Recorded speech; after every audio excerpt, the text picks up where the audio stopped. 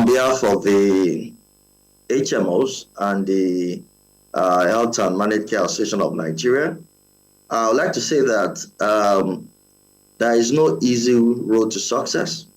That's the truth. And where we are is a journey in achieving universal health coverage in Nigeria. And there are supposed to be challenges. There's no doubt about that. The truth about it is that we need to come to the reality that health is not cheap. Healthcare is expensive. And what we've been trying to do over the years since the beginning of the scheme is to provide cost-effective, look at the available and meet people at that level. And that's what even the scheme has been doing. It's not that it's perfect, it's not the best in the world. Just like Dr. Waja just said, the resources at the disposal of NHIA to provide social health insurance for the generality of Nigeria.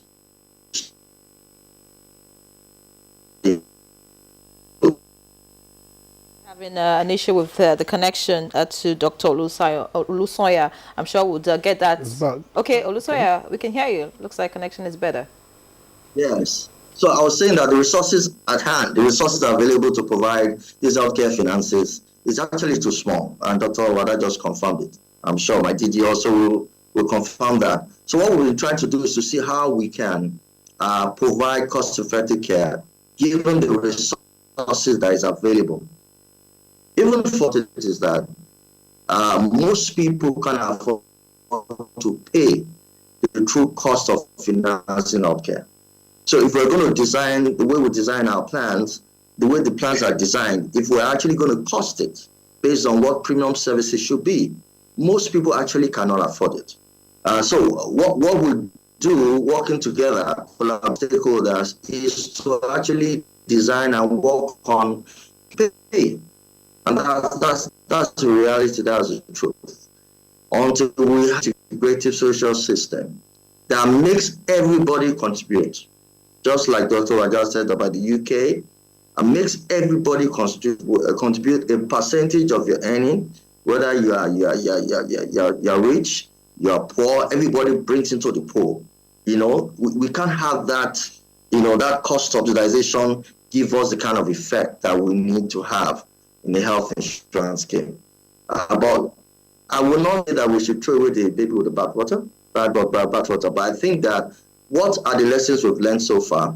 What are the things that we have achieved so far? First of all, I would like to commend the federal government for starting the scheme. I'd like to commend all the successive leadership and the NHIA for actually pushing it this far. The truth about it is that the scheme is established already. I think that's the first thing we've achieved.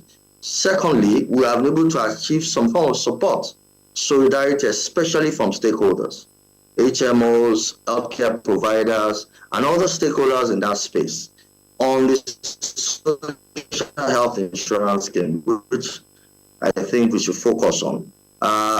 At this time, we know that support is worth a lot. What is remaining right now is how do we scale up financing from the public side, from the private sector side, to make sure that we have a very good healthcare system, a healthcare insurance system. The private sector is trying, we're doing a lot to support the social scheme, but we have to realize one thing. If healthcare, the quality of healthcare will be scaled up, it cannot happen in the absence of people actually improving their lives, earning better wages, earning better incomes, because that's where it's going to come from, except the government is willing to subsidize everybody that cannot pay. And so you cannot take it away from the economy and the economic growth of the country. But having said that, government everywhere in the world has to prioritize healthcare.